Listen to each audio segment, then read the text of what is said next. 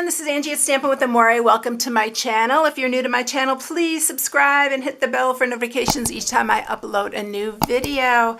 I always post on Tuesday, Wednesday, and Sunday, and maybe every once in a while you'll get a bonus. So anyway, today I'm sharing another St. Patrick's Day treat holder, and this one is a slider box, but it has a little magnetic piece right here that holds that closed, so when it opens it just slides out like so you can fill it with candy.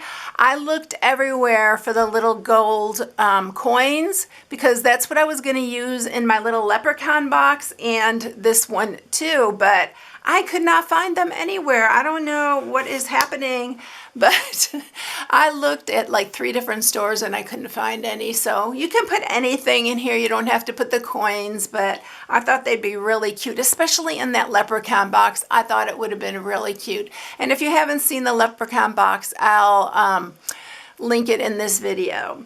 All right, so it's super cute. I hope you enjoy it. I'm going to change the designer series paper. It's the same paper, only I'm using a different pattern because for some reason I just decided this other pattern might look cuter. And it's actually this that I'm going to put on the top, and I'm going to switch it around. So I'm going to put the plaid on the side and then this one on the top and see what that looks like. So I did all the pre-work on this for the cut and emboss. So you do need layering squares, and I'm using this scallop, which is 2 1/4 by 2 1/4. And then I used these 4 hearts, which I love these stitched hearts. So these are underneath the larger one here. And those are from the many Be Mine stitched framelits. So it's the smallest one here that goes in there, and I'll show you which one it is. It is this one little stitched one here, and this is the layering, scalloped layering square. So those are the dies that we're using, and the paper that I'm using is this 2022 in color designer series paper, which the only way you can get this now, this is going to be our new designer series paper in the new annual catalog when it comes out, but the only way you can get it now is if you join my team, you get 5 of these packets for free, including all the other goodies that you get in your Stampin' Up kit. So if you're interested, or if you just want to join, there's a join section on my blog as well. All right, so we are going to go ahead and do this. I am going to first just go ahead and stamp my sentiment. I am using for the sentiment a wish for everything. I love this one because you could pair up all these little phrases, like it has have a like Happy Mother's Day or lucky you. I mean, you can pair up any of these, and then it has the inside sentiments on this one right here. So it's a 2-pack, but it's such a great one for any kind of holiday. In fact, I was looking for this happy St. Patrick's Day for my leprechaun box, but at the time I forgot I already had it on a block for this project, and so we're using it on this one. I like the way the other one worked out anyway. So I did line those all up, and we're just going to cut that with our scissors here.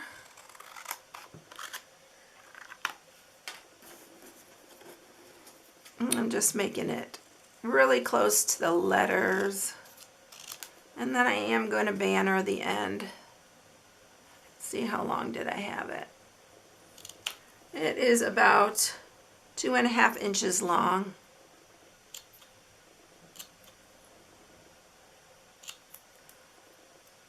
All right, so we have that ready to go. And I'll cover this back up. And let's get together our little, for this little shamrock right here, I'm using the Kiss Punch, and I'm just using that heart. So we do need to punch 3 of those. So I'm going to go ahead and punch those. We can get these all ready to go.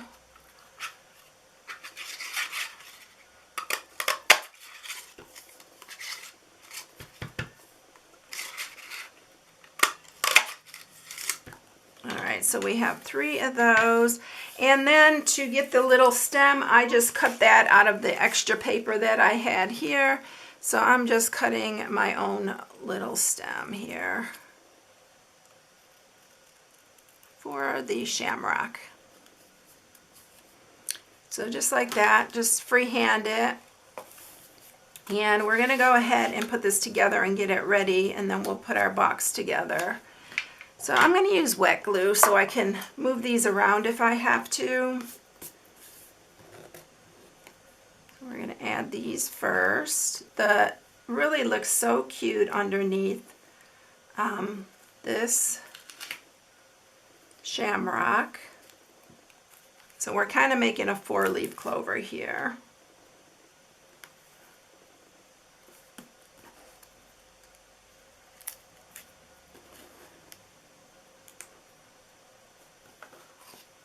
Believe it or not, today it is supposed to be 80 in Texas. So for those of you who have been following me and you know what's been going on, all this terrible weather we had, oh my goodness, I don't know what's going on, but this weather has been absolutely crazy. All right, so what did I do? There it is, it got stuck on here. So I'm just gonna kind of fold these up, and we are gonna start adding these to here.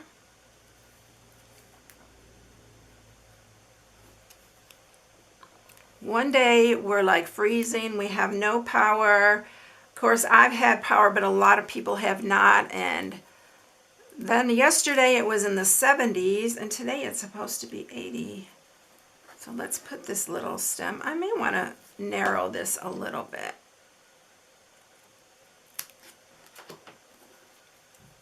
I'm going to put this down.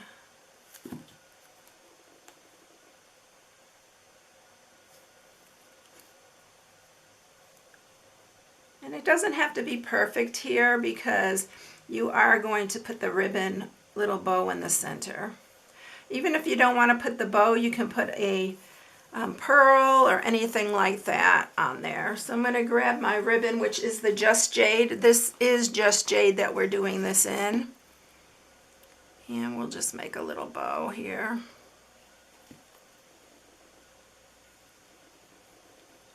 I need to put some. Someone gave me the tip to keep sanitizer in your craft room for when you get glue on your fingers, and it's a miracle worker. Honestly, if I didn't have it, my fingers would be terrible. So I really thank her for giving me that little tip, and I can't remember who it was, but I thank her for that little tip because, oh my goodness, it has been a game changer in my craft room here. It definitely takes all that sticky away. So let's see, is that too big or is it, I think that's good. So I think I'm going to use a glue dot on this to hold it in the middle. Right there.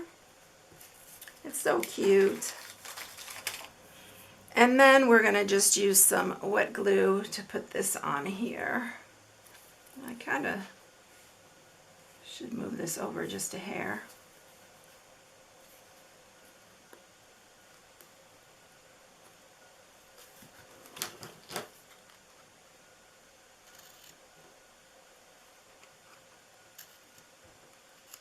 Trimming that because definitely needed to be trimmed. I'm going to add the glue on the back here of the sentiment, and we are going to place that right down at the bottom.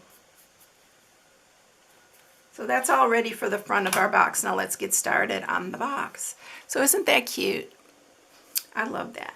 All right, so on the box, we are going to score this. The pieces that you are going to need is one that's 11 by 5.5, and then the other piece is for the sleeve part, and this is 8 1/4 by 6. And I might as well tell you the matte pieces right now because there's only 4. So you need 2 that are 2 1/4 by 5 3/4. So you need 2 of those, and then you need 2 of the 7/8 by 5 3/4. So that's to mat it. So let's go ahead and score these. So on the 11-inch side, you're going to score it at 1/2, 1 1/2, 7.5, and 8.5. And then you're going to turn it on the 5.5 side, and you're going to score it at 1/2, 1.5, 4, and 5. And let's score our other piece as well. So this is on the 8.25 inch side, and you're going to score it at 1, 3, and 9/16.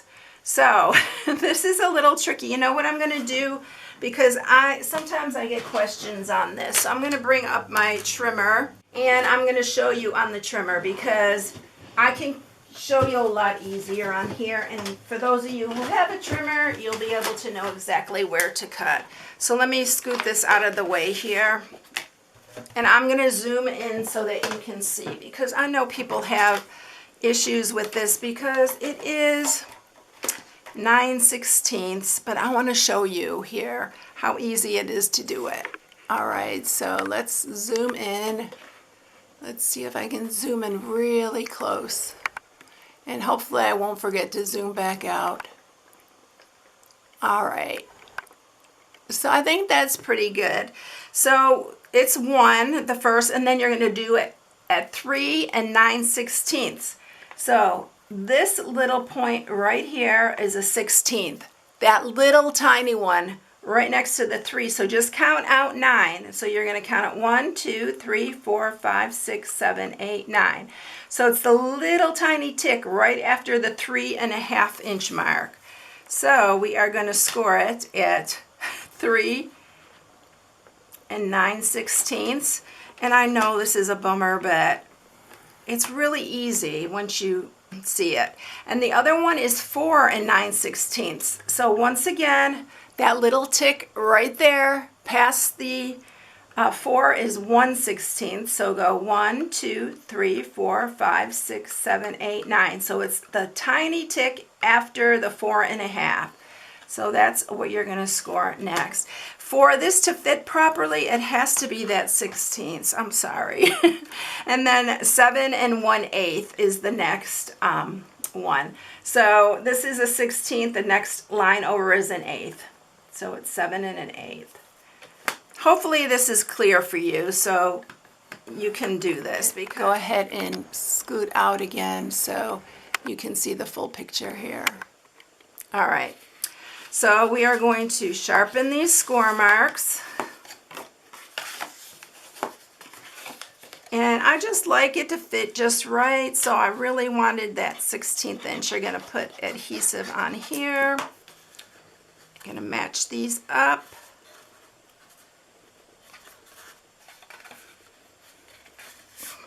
And then you have your little slider part here. This is the part we're going to mat.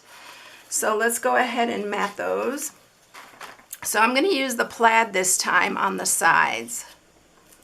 So we are going to mat these side pieces. I hope that helped for you to understand better, because I know at first it was a little difficult, but once you get used to it, it's really not bad once you start knowing where to count and where to look for it. All right, so we're using this side this time on the front and the back. You don't even have to mat the back if you don't want to. So this is the front. Actually, this is the, let's see. Yeah, this is the top, because I like for the fold to be on the bottom.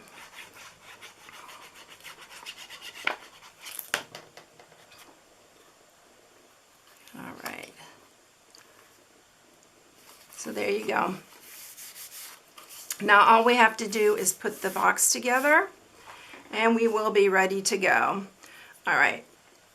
So what you're going to do first is you are going to cut off this corner here and this one. There's actually 2 pieces right here. And this is actually going to be the part that is on the top here.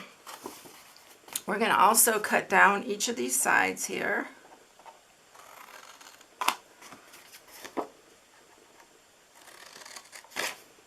Cut these.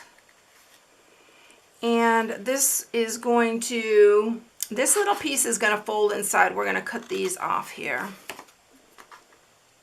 I'm doing everything the same on both sides. And then I'm going to cut in here.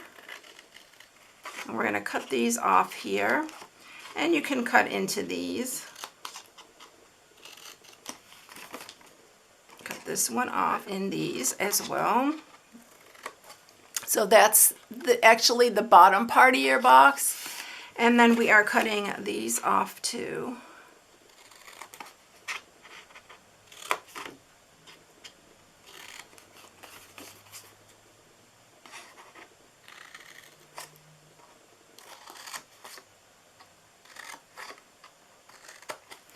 All right, so that is everything that we're cutting here.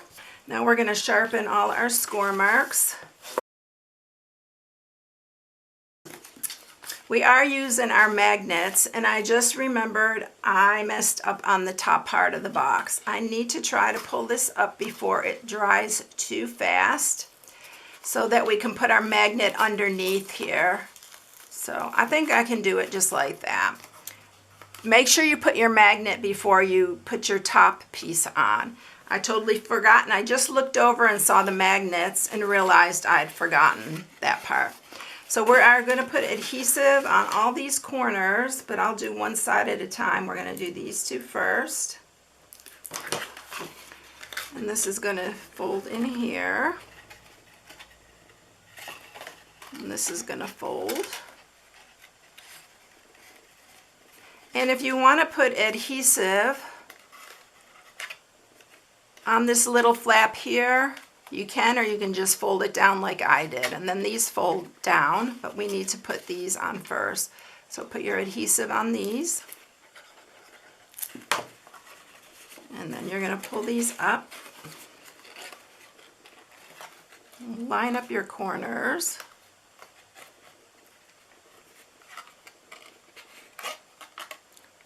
This is such a cute box. Don't let the 16th scare you.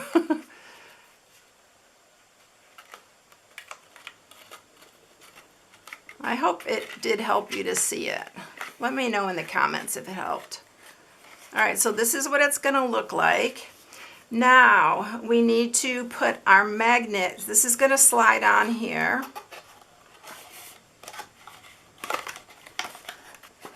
Make sure I get it in here. You have to hold these little flaps down. And it fits in there really good. So the magnets I'm using, I've used, these are the basic gray, and I get them off of, actually Amazon didn't carry them last time I looked, but that's where I've been getting them from. So you use a positive and a negative, and we're going to put one of them down here. It doesn't matter exactly, you know, which one you put. So you want to do this part before you put your top piece on. Just put your magnet on there. And I'm going to put more adhesive on here so that it'll stay down. And I'm going to pull it out a little bit so I can put my fingers in there, make sure I can press that down good. It just hides that. I think it looks really a lot nicer. You can also, if you forget, you can put it on the outside, absolutely. But doesn't it look nicer underneath? I thought it looked nicer underneath. All right, so we're going to do that. And now you're just going to put this one, I'm going to take the backing off, and you're just going to set it on top of the other one. You just feel it, and you can feel where it's at. It kind of will grab it right there. And then you're just going to push this down. And let's see if it comes up with it.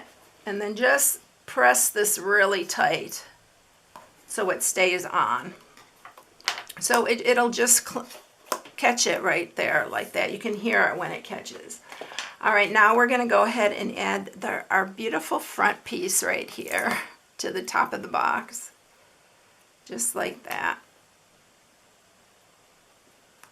So how cute is that? Oh, one last thing. If you have a 1/2 inch circle punch, punch out a little circle, and then you can add you can cover this. Just put some adhesive on the top there. And you could cover this piece as well. And it hides that piece too. This part you don't really have to do. I just thought this part really looked nice. And then it's really soft when it grabs it, when it has the paper on it, the cardstock. All right, so there you have it. There's both of them. Which one do you like? Do you like this print on the top or the plaid? I think they're both cute. This almost looks like a 4-leaf clover to me, so that's why I really like that. So I hope you enjoyed it, everyone. If you need any supplies, you can shop on my blog at StampingWithAmore.com. February 28th is the last day for celebration. So if you had something on your list, be sure to get it before then, or you will not get a free choice after February 28th. However, I am doing a giveaway for March. Starting March, if you spend $50 or more with me, you are going to get a package of these pastel pearls. So that is just a free gift with purchase. So it has to be $50 or more to get these little pearls. All right. So I hope you all have a blessed day, and guess what? I'll catch you in the next one. See you later, everyone. Bye.